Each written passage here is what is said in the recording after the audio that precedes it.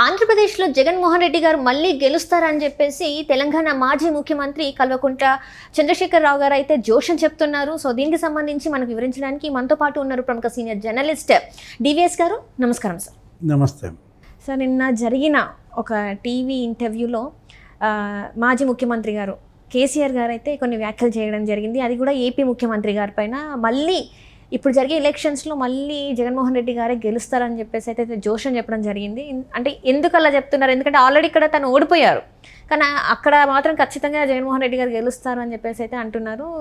దీన్ని అసలు ఎలా చూడాలంటారు? నిన్న కేసీఆర్ గారు ఒక ఛానల్ ఇంటర్వ్యూకి ఇచ్చినటువంటి దాంట్లో మాట్లాడుతూ ఆయన వ్యాఖ్యలు జగన్మోహన్ రెడ్డి పైన ప్రేమని, ఆంధ్రప్రదేశ్ పైన పగని తెలియజేస్తున్నాయి. అంటే జగన్మోహన్ రెడ్డి మళ్ళా గెలవాలి అనే కోరిక, ఆంధ్రప్రదేశ్ ఇంకా నాశనం కావాలి అన్న ఆకాంక్ష. ఇప్పుడు జగన్మోహన్ రెడ్డి 5 ఏళ్ల పరిపాలనలో ఆంధ్రప్రదేశ్ ఎంత నష్టపోయిందో అక్కడ ప్రజలకు తెలుసు. ఇదే చంద్రశేఖరరావు గతంలో కూడా ఎగతాళి చేశాడు. ఏమని? ఒకప్పుడు ఏపీలో 1 ఎకరం అమ్మితే తెలంగాణలో 5 ఎకరాలు వచ్చేది. ఇప్పుడు తెలంగాణలో 1 ఎకరం అమ్మితే ఏపీలో 10 ఎకరాలు కొనవచ్చు. అట్లా భూముల విలువలు తన హయాంలో తెలంగాణలో బాగా పెరిగాయని, జగన్ పాలనలో అక్కడ భూముల విలువలు అధోగతి పాలయ్యాయని అతను కంపేర్ చేస్తూ ప్రజల్లోకి అప్పుడు మనం మాట్లాడిన చూసాం. అంటే భూముల విలువలు ఆంధ్రప్రదేశ్లో దారుణంగా పతనం చేసినందుకు జగన్ మళ్ళా గెలవాలా? అంతే కదా. మరి కేసీఆర్ ఆకాంక్ష అలా కోరుకుంటున్నాడంటే, ఇప్పుడు హరీష్ రావు కూడా అన్నాడు, నేను తిరుపతి వెళ్ళాను, అక్కడ అనంతపురం రైతులు వచ్చారు, వాళ్ళతో మాట్లాడుతూ కరెంట్ ఎలా ఉంది మీకు అని అడిగితే మాకు 2-3 గంటలు కూడా రావట్లేదు అని వాపోయారు. ఇక్కడ తెలంగాణలో మనం 24 గంటలు కరెంట్ ఇస్తున్నామని పోలుస్తూ ఎగతాళి చేశారు. ఆంధ్రప్రదేశ్లో కరెంటు 2-3 గంటలే వస్తోంది, రైతులు అక్కడ ఇబ్బందులు పడుతున్నారు, ఆత్మహత్యలు చేసుకుంటున్నారు. అందుకోసం జగన్మోహన్ రెడ్డి మళ్ళా గెలవాలనా? జగన్ గెలుస్తాడన్న సమాచారం నా దగ్గర ఉందని కేసీఆర్ దేన్ని బట్టి అన్నారు? హరీష్ రావు ఇంకో మాట కూడా అన్నాడు, మనం గత అసెంబ్లీ ఎన్నికల ముందు అక్కడ టీచర్లను లోపలేస్తున్నారు, మేము ఇక్కడ టీచర్లకి 70% 80% ఫిట్మెంట్ ఇచ్చాం, అక్కడ టీచర్లని మందు దుకాణాల ముందు కాపలా పెట్టి తర్వాత వాళ్ళు ఏదో సిపిఎస్ అడిగితే జైళ్ళకు పంపుతున్నారని ఎగతాళి చేసిన దీంట్లో టీచర్లని జైళ్ళకు పంపిన జగన్మోహన్ రెడ్డి మళ్ళా గెలుస్తాడా? ఏ సమాచారం ఉంది కేసీఆర్ దగ్గర? ఇప్పుడు కేటీఆర్ కూడా మనకి తెలుసు ఏమన్నాడు, తెలంగాణ వాళ్ళని ఒకసారి ఏపీ రోడ్ల మీద దిప్పి తీసుకొస్తే ఇక బీఆర్ఎస్కి ఓట్లు అన్నాడు. అంటే అక్కడ రోడ్లు అంత గుంతలమయమయ్యాయి అని. అంటే గుంతలమయమైన రోడ్లు చూసి జగన్కి ఓటేస్తారన్న సమాచారం ఉందా? కేసీఆర్ ఎలా చూడాలా అంటే, దీనిలో జగన్ గెలవాలన్న కోరిక కన్నా ఒక భయం కనపడుతోందా?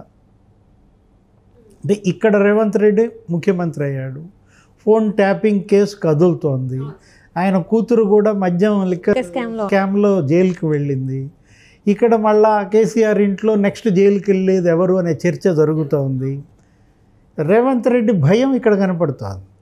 అక్కడ కూడా కనుక జగన్ ఓడిపోయి చంద్రబాబు వస్తే ఇక్కడ రేవంత్, అక్కడ చంద్రబాబు అడకత్తెరలో పోకచెక్క అవుతానన్న భయమా?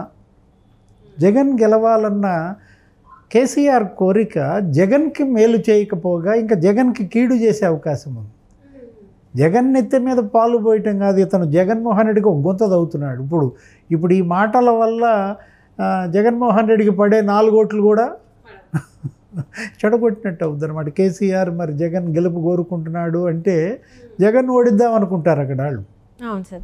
అంటే గతంలో చూసుకున్నట్టయితే చెవిరెడ్డి భాస్కర్ రెడ్డి సర్వే ఇక్కడ తెలంగాణలో అంటే చెప్పింది ఏంటంటే ఈసారి కూడా ఖచ్చితంగా కేసీఆర్ వస్తారు అని చెప్పేసి, ఇప్పుడు కూడా ఆ సర్వేని లాగానే తను చూసుకొని అక్కడ జగన్మోహన్ రెడ్డి వస్తున్నారని అనుకుంటే మరి అది బూమరంగ్ అయ్యే అవకాశం ఉంది కదా సార్? మరి ఇక్కడ కూడా పార్లమెంట్ ఎన్నికల్లో మేము 8-9 సీట్లు గెలుస్తామని నిన్న ఇంటర్వ్యూలో అన్నారు. అసలు 1 సీటు వస్తుందా డౌటు. ఏది వాళ్ళు అసలు ఇక్కడ బీఆర్ఎస్ని బతకనిస్తారా? 2 జాతీయ పార్టీలు ఇవాళ బీఆర్ఎస్ని నీకు ఒక కేక్ ముక్కలాగా పంచుకుంటున్నాయి. అటు బీజేపీ సగం తినేస్తోంది, కాంగ్రెస్ సగం తినేస్తున్న దీంట్లో బీఆర్ఎస్ ఇవాళ ఉనికి కోసం పోరాడుతోంది. ఇలాంటి పరిస్థితుల్లో కేసీఆర్ 8 సీట్లు 9 సీట్లలో ఎలా గెలవగలడు తెలంగాణలో? అంటే చెవిరెడ్డి గతంలో చేసిన సర్వేలు కూడా 100 సీట్లలో గెలుస్తున్నాం, 119 సీట్లలో 100 గెలిచేస్తున్నాం అన్న సర్వే, అందులో ఎంత వాస్తవికత ఉందో ఇప్పుడు కేసీఆర్ మాటల్లో కూడా అంతే వాస్తవికత ఉందన్నమాట. ఇప్పటికైనా కేసీఆర్ తన ఓటమి ఎందుకు జరిగింది, బీఆర్ఎస్ ఎక్కడ తప్పు చేసింది, ప్రజల నాడి పట్టుకోవడంలో ఎక్కడ విఫలమయ్యాం, ప్రజలకు ఎందుకు దూరం అయ్యాం అనే దాంట్లో ఇప్పటికీ ఈ 4 నెలల్లో ఇంతవరకు సరైన సమీక్షే చేయలేదు. 40 రోజులు అవుతుంది. 40 రోజులుగా జైల్లో కూతురుంటే వెళ్ళి పలకరించని తండ్రి ఉంటాడా? అంటే అది అసలు కుంభకోణమే కాదంటున్నారు కదా సార్. అసలు నువ్వు వెళ్ళాలి కదా. ఇప్పుడు కేసీఆర్ కవిత దగ్గరికి కనీసం పలకరించడానికి ములాఖత్కి ఇంతవరకు వెళ్ళలేదంటే అంటే కవిత తప్పు చేసిందని తండ్రి ఒప్పుకుంటున్నట్ట? కడిగిన ముత్యంలాగా నేను బయటికి తీసుకొస్తానని చెప్పేసి నిన్న చెప్పడం జరిగింది. మరి అందుకోసమే ఇంకా వెయిట్ చేస్తున్నారు. ఆమె ఎలాంటి తప్పు చేయలేదు, అసలు కుంభకోణమే కాదు, నా కూతురు ఎలాంటి తప్పు చేయలేదు, కావాలనేది ఇరికిస్తున్నారు అని చెప్పేసి తను మాట్లాడుతున్నారు. మరి ఇందులో వాస్తవం ఏ విధంగా అయితే ఫామ్ హౌస్లో బిఎల్ సంతోష్, రామచంద్ర భారతి వాళ్ళ నలుగురిని ఇరికించినట్టు కవితను కూడా ఇరికిచ్చారనా? అంటే ఇప్పుడు ఆ రోజు మనం చూసాం పైలట్ రోహిత్ రెడ్డి అక్కడ ఫామ్ హౌస్లో ఎలా జరిగింది ఏంటి. బీజేపీ వాళ్ళు ఏదో వీళ్ళ ఎమ్మెల్యేలను కొనుగోళ్ళు చేయాలని అక్కడ చూసినట్టు, వాళ్ళని ఏదో పట్టించినట్టు, ఏదో ఒక పెద్ద కాక్ అండ్ బుల్ స్టోరీ అది కాస్త బెడిసి కొట్టింది. ఇప్పుడు ఇవాళ మద్యం కుంభకోణంలో కవిత పీకల్లోతు కూరుకుపోయిన పరిస్థితుల్లో కవిత ఒకటే కాదుగా, కుట్ర కవిత మీదే జరిగిందా? అక్కడ అసలు సాక్షాత్తు ఢిల్లీ ముఖ్యమంత్రే జైల్లో ఉన్నారు, ఉప ముఖ్యమంత్రి సిసోడియా సంవత్సరం నుంచి జైల్లోనే ఉన్నాడు. మరో సంవత్సరం కన్నా కవిత బయటకు వస్తుందా అనే సందేహాలు ఉన్న పరిస్థితుల్లో కవితను ఎలా బయటకు తీసుకురావాలో దాని గురించి ఆలోచించకుండా జగన్మోహన్ రెడ్డి గెలుస్తాడు, నా దగ్గర సమాచారం ఉంది అంటే ప్రజలు బిత్తరపోతున్నారు. కేసీఆర్ అంత గొప్ప రాజకీయ నాయకుడు, అంత పోరాట యోధుడు, ఆయన నోటి వెంట ఈ బేల మాటలేంటి? కేడర్కి ఆయన చేసే దిశానిర్దేశం ఇదేనా? కార్యకర్తలు మనోనిబ్బరాన్ని కోల్పోవద్దు, నేను మళ్ళీ వస్తాను, నేనే కాబోయే ముఖ్యమంత్రిని, ఓ 25 మంది ఎమ్మెల్యేలు నాతో టచ్లో ఉన్నారు అంటే అది కాస్త సోషల్ మీడియాలో బూమ్రాంగ్ అయింది. ఏంటి అసలు మీ ఎమ్మెల్యేలే మీతో టచ్లో లేరు, పక్క పార్టీ వాళ్ళతో టచ్లో ఉన్నారని చెప్పేసి వాళ్ళు కూడా చెప్తున్నారు. హ్యూమన్ టచ్ కోల్పోయిన కేసీఆర్ మళ్ళా హ్యూమన్ టచ్ పెంచుకునే ప్రయత్నం చేయాలి. రైతుల్లో, మహిళల్లో, యువతో ఎవరైతే తిరగబడ్డారో కేసీఆర్ పరిపాలన పైన వాటిని పెంచుకునే ప్రయత్నం చేయకుండా ఇప్పుడు ఈ జగన్మోహన్ రెడ్డి ఎపిసోడ్ ఎత్తుకోవటం ఎందుకు? అసలు నేలకు పోయేది నెత్తిని రాసుకోవటం, లేపి దండించుకోవటం తప్ప. గతంలో కేటీఆర్ చేసిన విమర్శలు మీకు తెలుసు. చంద్రబాబును అరెస్ట్ చేసినప్పుడు చాలా పిచ్చి మాటలు మాట్లాడితే ఇక్కడెందుకు ధర్నాలు చేస్తారు, చేసుకుంటే ఆంధ్రాలో చేసుకోండి, రాజమండ్రి పోయి చేసుకోండి అన్నందుకే కదా.